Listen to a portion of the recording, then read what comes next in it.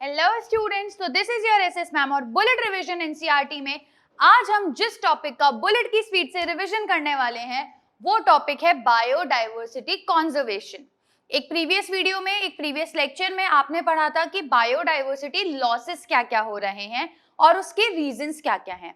आज के इस लेक्चर में हम बायोडाइवर्सिटी कंजर्वेशन पढ़ने वाले हैं और क्या हो रहा है, कैसे हो रहा है और कैसे करना है और क्यों करना है, ये सब चीजों के क्वेश्चंस हम आज के इस वीडियो में जानेंगे। स्टार्ट करें, चलिए। तो दिस इज आवर एनसीईआरटी और हमें आज बात करनी है बायोडाइवर्सिटी कंजर्वेशन की। तो सबसे पहले तो क्वेश्चन आएगा कि why do we conserve biodiversity, हमें क्यों कंजर्व करना है बायोडाइवर्सिटी को। तो इस क्वेश्चन के आंसर को 3 पार्ट्स में डिवाइड किया गया है। क्वेश्चन भी 3 नंबर में ही आता है और आपको ये तीनों ऑप्शंस लिखने हैं कि क्या क्या रीजंस हैं बायोडाइवर्सिटी कंजर्व करने के। सबसे पहला है narrow utilitarian argument. Narrow utilitarian argument एकदम ये समझ लो बहुत नैरो सोच वाला आर्ग्यूमेंट है कि हम ह्यूमंस को बहुत ज्यादा जरूरत है एनवायरनमेंट को कंजर्व करने की। जैसे कि क्यों? क्योंकि हमें मिलते हैं बहुत सारे काउंटलेस डायरेक्ट इकोनॉमिक बेनिफिट्स, जैसे कि खाना मिल गया, सीरियल पल्सेस फ्रूट्स मिल गए, फायरवुड लकड़ी मिल गई, फाइबर्स मिल गए, cotton jutes, silk wool, construction material मिल गया, industrial products, tannin, lubricant, dye, resins, perfumes, ये सब चीजें मिल गई, या मेडिसिनल इंपॉर्टेंस वाले प्लांट मिल गए। तो ह्यूमंस को डायरेक्ट बेनिफिट हो रहा है, इसीलिए प्रोटेक्ट कर लो। जैसे इन्होंने एक एग्जाम्पल दे रखा है कि मार्केट में अभी जितने भी ड्रग्स सेल आउट हो रहे हैं उसमें से 25% प्लांट से मिलते हैं। कितने? 25%। टोटल 25,000 स्पीशीज हैं प्लांट की जो कि ट्रेडिशनल मेडिसिन में कंट्रीब्यूशन दे रही हैं। देखो परसेंटेज भी 25 है और स्पीशीज भी 25,000 ही हैं। जितने ड्रग सेल हो रहे हैं उसका 25% हमारे प्लांट से मिलते हैं, number 1। Number 2, all over the world जितने भी हमारे होम रेमेडीज हैं, मेडिसिनल इंपॉर्टेंट प्लांट्स हैं, वो कितने हैं? 25,000। क्लियर? ठीक है। अब इसके बाद हमें आगे ये भी नहीं पता कि और कितने हम एक्सप्लोर कर सकते हैं। जो हमारे ट्रॉपिकल रेन फॉरेस्ट रीजन्स हैं वहां पे कितनी सारी स्पीशीज अभी तक बैठी हैं कि हम उनको ढूंढें, हम उनको पता करें, हम उनको एक्सप्लोर करें, वो अनएक्सप्लोर्ड हैं। तो सोचो उनमें तो कितने सारे स्पीशीज ऐसे निकल सकते हैं जो मेडिसिनली इंपॉर्टेंट हो। यहां पर एक टर्म है बायो प्रोस्पेक्टिंग, जिसका मतलब क्या है? Exploring molecular, genetic and species level diversity for products of economic importance. यानी कि ऐसे स्पीशीज, प्रोडक्ट्स या जेनेटिक डाइवर्सिटी वाले चीजों को ढूंढना जो हमारे लिए इकोनॉमिकली इंपॉर्टेंट हैं। ये सब आ जाते हैं हमारे नैरो यूटिलिटेरियन में। दूसरा है हमारा broad utilitarian, broadly utilitarian argument, जो क्या कहता है? जो ये कह रहा है कि बायोडाइवर्सिटी बहुत मेजर रोल प्ले कर रही है इकोसिस्टम सर्विसेज में। जैसे कि ये क्या कह रहे हैं, देखते हैं। जैसे कि जो अमेज़न रेन फॉरेस्ट है जो इतनी फास्ट स्पीड से खत्म हो रहे हैं, वो Amazon rain forest 20% of the earth atmosphere की ऑक्सीजन बनाते हैं। पूरे अर्थ पे जितनी ऑक्सीजन प्रोड्यूस हो रही है फोटोसिंथेसिस में से, उसका 20% तो मात्र अमेज़न रेन फॉरेस्ट बना देते हैं, और वो तो कितनी फास्ट स्पीड से खत्म हो रहे हैं, फिनिश हो रहे हैं। क्लियर? नेक्स्ट चीज सुनो। अब यहां पर इन्होंने क्वेश्चन किया है कि क्या हम इन इकोनॉमिक वैल्यूज का कुछ भी प्राइस टैग लगा सकते हैं, कुछ वैल्यू दे सकते हैं इन सर्विसेज की? तो नहीं, बिल्कुल नहीं दे सकते। इसमें इन्होंने एग्जाम्पल दिया है कि इमेजिन करो अगर हमें उस ऑक्सीजन के पैसे देने पड़ते, तो जैसे कोरोना में हुआ था, लोगों को ऑक्सीजन सिलेंडर के पैसे देने पड़ रहे थे। अब अगर तुम्हें रेगुलर डेली बेसिस पे ऑक्सीजन सप्लाई के लिए ऑक्सीजन को पैसे देने पड़े, तो बताओ कैसे हो पाएगा, कैसे पॉसिबल हो पाएगा? तो ये सब चीजें ब्रॉड यूटिलिटेरियन में आ जाती हैं। इसके अलावा और क्या क्या आता है? पॉलिनेशन के बारे में बताया है इन्होंने कि पॉलिनेशन भी एक ऐसी सर्विस है जो हमें इकोसिस्टम प्रोवाइड कर रहा है। जैसे बीज, बम्बल, बर्ड्स, बैट्स, ये सब पॉलिनेटिंग एजेंट्स हैं जो कि पॉलिनेशन में हेल्प कर रहे हैं। अब अगर पॉलिनेटिंग एजेंट्स नहीं होंगे, पॉलिनेशन नहीं होगा, प्लांट ग्रोथ नहीं होगी, तो हमें खाना कहाँ से मिलेगा?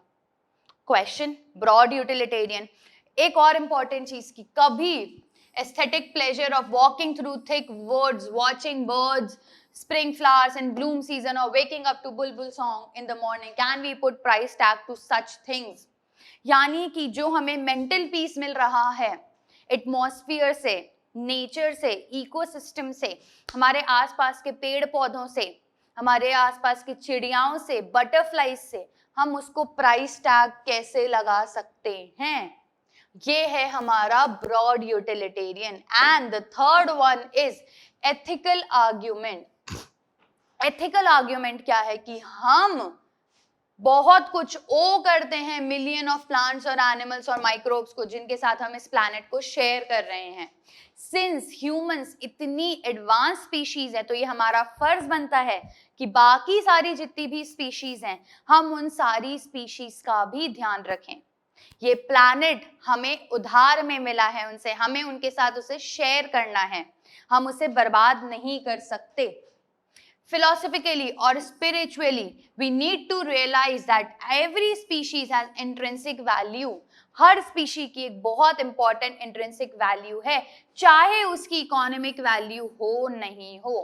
तो ये हमारी मॉरल ड्यूटी हो जाती है कि हम उसका ध्यान रखें और उसे as it is next generation को पास ऑन करें। ये थे 3 रीजंस कि हमें बायोडाइवर्सिटी कंजर्व क्यों करनी है। अब हमको नेक्स्ट चीज पढ़नी है कि कैसे करनी है। क्यों करनी है समझ में आ गया, अब बात करते हैं कैसे करनी है। तो देखो, इसको करने के 2 तरीके हैं। पहला क्या है कि जैसे इन्होंने एग्जाम्पल दिया है, अगर तुम्हें टाइगर बचाना है तो उसको बचाने के 2 तरीके हैं। पहला कि वो पूरा का पूरा जंगल जिसके अंदर टाइगर्स हैं उसको प्रोटेक्ट कर दो, उसको सेव कर दो, तो टाइगर्स अपने आप बच जाएंगे। दूसरा तरीका क्या है, उन टाइगर्स को निकालो, कहीं और जगह पे लेकर आओ जहां पे उसका ध्यान रखो, उसका शिकार रोको, उसको खाना पानी सब दो।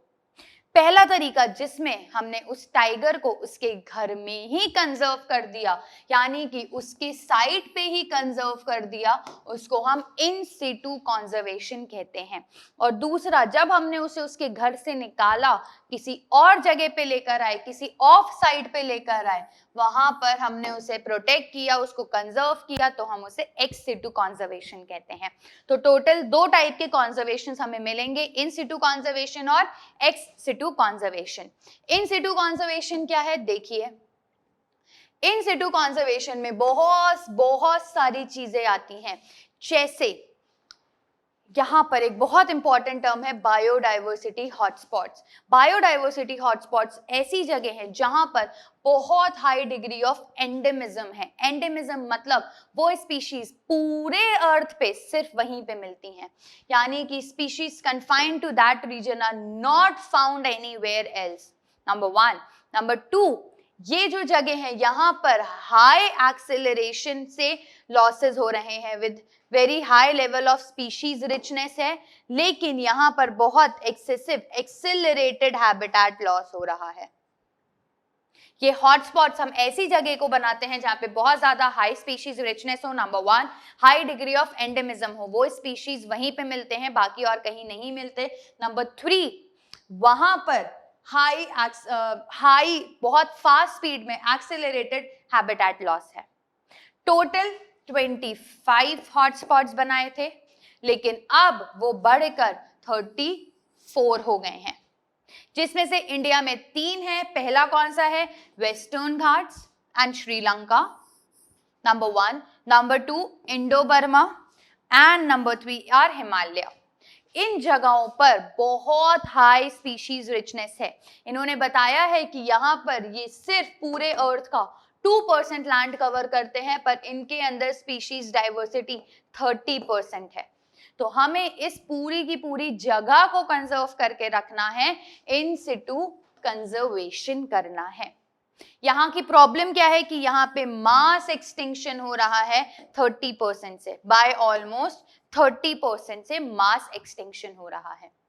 नेक्स्ट, और इन्होंने क्या बताया है, और इन्होंने एग्जाम्पल दिए हैं कुछ और चीजों के, जैसे इंडिया में बायोडाइवर्सिटी रिजर्व्स, बायोडाइवर्सिटी हॉटस्पॉट्स भी हैं। क्या क्या है इन सिटू कंजर्वेशन के पार्ट? बायोडाइवर्सिटी हॉटस्पॉट्स देखिए, then biodiversity reserves, national parks और सैंचुरीज। कितने हैं? 14 तो बायोस्फीयर रिजर्व्स हैं, 90 नेशनल पार्क्स हैं और 448 वाइल्ड लाइफ सैंचुरीज हैं। कितना? 14 बायोस्फीयर रिजर्व, 90 नेशनल पार्क्स और 448 वाइल्ड लाइफ सैंचुरीज हैं। यहां पर एक और बहुत बहुत इंपॉर्टेंट चीज बताई है सेक्रेड ग्रुप्स के बारे में। सेक्रेड ग्रुप्स क्या है स्टूडेंट्स? ऐसा पोर्शन जहां पर उस जगह को प्रोटेक्ट किया जा रहा है बिकॉज वहां पे उनकी कुछ धार्मिक मान्यताएं हैं, वहां पे लोगों के कुछ रिलीजियस बिलीव्स हैं, इसलिए। तो अगर वहां पर किसी का रिलीजियस बिलीफ है तो क्या होगा? तो वहां पे कोई शिकार नहीं करेगा, वहां पर पेड़ पौधे नहीं काटे जाएंगे, सब चीजों का ध्यान रखा जाएगा। तो ऐसे बहुत सारे सेक्रेड ग्रुप्स हमारे इंडिया में प्रेजेंट हैं, जिस कारण भी हम उस पूरी जगह, उस पूरी साइट को प्रोटेक्ट कर पा रहे हैं, क्योंकि लोगों के आस्थिक भावनाएं वहां से जुड़ी हुई हैं। जैसे इन्होंने एग्जाम्पल दिया है, सेक्रेड ग्रुप्स कहाँ कहाँ पे हैं? मेघालय में खासी और जैंतिया हिल्स, मेघालय के खासी और जैंतिया हिल्स, राजस्थान में अरावली, वेस्टर्न घाट्स कर्नाटका और महाराष्ट्र के, महाराष्ट्र और कर्नाटका के वेस्टर्न घाट्स, और मध्य प्रदेश के सरगुजा, चंदा और बस्तर के एरियाज। ये सब हमारे सेक्रेड ग्रुप्स हैं। यहाँ पर एक बहुत स्पेशल मेंशन किया गया है कि मेघालय में जो सेक्रेड ग्रुप्स हैं, यानी कि वहां पे जो स्पीशीज हैं खासी और जैंतिया के हिल्स, वो लास्ट रिफ्यूजीज हैं for the large number of rare और थ्रेटेंड प्लांट्स। वहां पर बहुत सारे ऐसे रेयर प्लांट्स अवेलेबल हैं जो और कहीं अवेलेबल नहीं हैं, और ये मेघालय के सेक्रेड ग्रुप्स उनके लास्ट रिफ्यूजी हैं जो उनको प्रोटेक्ट करके रख रहे हैं। क्लियर हुआ? इन सिटू कॉन्जर्वेशन समझ आया? अब हम नेक्स्ट चीज पढ़ने वाले हैं ex situ conservation. Ex situ conservation में क्या होता है, कैसे होता है, क्या किया जाता है? तो स्टूडेंट्स, वहां पर एक्स सिटू कॉन्जर्वेशन में हम जो भी थ्रेटन प्लांट्स और एनिमल्स हैं उनको उनके नेचुरल हैबिटेट से निकाल कर स्पेशलाइज्ड एरिया में रखते हैं, जहां पर उनको प्रोटेक्ट किया जा सके और स्पेशल केयर की जा सके, जैसे कि zoological park, botanical garden, wild life safaris. ये सब ये काम करते हैं जहां पर हम बहुत सारे एनिमल्स को निकाल के अलग सी जगह पे स्पेशल कंडीशंस प्रोवाइड करके रखते हैं। यहाँ पर इन्होंने बताया है कि बहुत सारे एनिमल्स हैं जो कि एक्सटिंक्ट हो गए हैं वाइल्ड एरिया में, लेकिन जूलॉजिकल पार्क में अभी भी वो बचे हुए हैं, उनको मेंटेन करके रखा है। ये तो था बेसिक एक्स सिटू कॉन्जर्वेशन, लेकिन अब एक्स सिटू कॉन्जर्वेशन ने भी एडवांसमेंट कर ली है, और वो एडवांसमेंट क्या क्या है? अलग अलग टेक्निक्स हैं, जैसे कि क्रायो प्रिजर्वेशन टेक्निक्स। इसमें हम क्या कर रहे हैं? थ्रेटेंड स्पीशीज को हम गैमीट्स को प्रोटेक्ट करके रख रहे हैं, जैसे एग्स और स्पर्म्स, ताकि हम उन्हें इन विट्रो फर्टिलाइज करा सकें, प्लांट्स को टिश्यू कल्चर मेथड से ग्रो करा सके। जितने भी हमारे रेयर स्पीशीज ऑफ प्लांट्स हैं उनके हम गैमीट्स को प्रिजर्व कर लेंगे और हम उनके टिश्यू कल्चर से उनकी ग्रोथ करा देंगे। सेम टेक्निक्स एनिमल्स के साथ में भी ट्राई की जा रही है, बट उतना पॉसिबल नहीं है जितना प्लांट्स के साथ में पॉसिबल हो पाया है। तो प्लांट के रेयर स्पीशीज को हम अच्छे से प्रोटेक्ट करके रख सकते हैं, कहां पर? सीड बैंक्स में। क्लियर? ठीक है। अब नेक्स्ट यहां पर इन्होंने बता रखा है रियो डी जेनेरियो के बारे में, जहां पर एक बहुत ही ऐतिहासिक हिस्टोरिकल कन्वेंशन किया गया था, historic convention on biological diversity, the earth summit. नाम क्या था? अर्थ समिट। कब किया गया था ये? तो ये किया गया था ईयर 1992 में। कहां किया गया था? रियो डी जेनेरियो में किया गया था, ताकि इन्होंने ये क्या बोला कि सारे जो नेशंस हैं वो अप्रोप्रिएट मेजर्स लें बायोडाइवर्सिटी को कंजर्व करने के लिए, और उससे जो भी फायदा हो रहा है, जो भी बेनिफिट हो रहा है, उसको सस्टेनेबल तरीके से यूटिलाइज करने के लिए। बायोडाइवर्सिटी को कंजर्व करो, कंजर्व करने से जो भी फायदा हो रहा है उसका सस्टेनेबल यूटिलाइजेशन करो। फिर 1992 के बाद 10 साल बाद 2002 में एक और समिट हुआ जिसका नाम था world summit on sustainable development. 2002 में हुआ। 1992 वाला हुआ था रियो डी जेनेरियो में, 2002 वाला हुआ जोहानिसबर्ग साउथ अफ्रीका में। वहां पर क्या हुआ, 190 कंट्रीज, 190 कंट्रीज ने प्लेज किया, ये प्रतिज्ञा ली कि हम 2010 तक क्या करेंगे, हम सिग्निफिकेंटली रिड्यूस कर देंगे बायोडाइवर्सिटी लॉसेस को। आज की रेट में यानी कि 2002 में जिस रेट से बायोडाइवर्सिटी लॉस हो रहा है किसी भी लेवल पे, ग्लोबल लेवल हो, रीजनल लेवल हो या लोकल लेवल हो, जिस भी रेट से ये लॉस हो रहा है 2010 तक हम इसको बहुत हाईली रिड्यूस कर देंगे, ये प्रतिज्ञा ली, प्लेज लिया 190 कंट्रीज ने 2002 में जोहानिसबर्ग साउथ अफ्रीका में। इसका नाम क्या था, world summit on sustainable development. तो इस तरीके से हम क्या कर सकते हैं, हम हमारे बायोडाइवर्सिटी लॉसेस को रोक सकते हैं। ओके स्टूडेंट्स, तो आज के लेक्चर में हमने क्या क्या पढ़ा कि बायोडाइवर्सिटी लॉसेस को प्रिवेंट करने के रीजंस क्या क्या है। 3 रीजंस देखे, ब्रॉड, नैरो और एथिकल आर्ग्यूमेंट। उसके बाद हमने देखा कि हम बायोडाइवर्सिटी लॉसेस कैसे प्रिवेंट कर सकते हैं, मेथड क्या है। तो 2 मेथड्स पढ़े, in situ conservation, ex situ conservation. In situ में हमने देखी biodiversity hotspots, biosphere reserves, national parks, और एक्स सिटू कंजर्वेशन में हमने बेसिक तरीके देखे, जूलॉजिकल पार्क, बोटैनिकल गार्डन, जू वगैरह, और फिर मॉडर्नाइज तरीका देखा, cryo preservation techniques, seed banks, tissue culture, protoplast propagation, Soma clonal activities, ये सब चीजों के बारे में हमने देखा। Okay students, so with this I am ending today's lecture. We will meet in some other class with a new topic. Till then, thank you. Have a happy learning.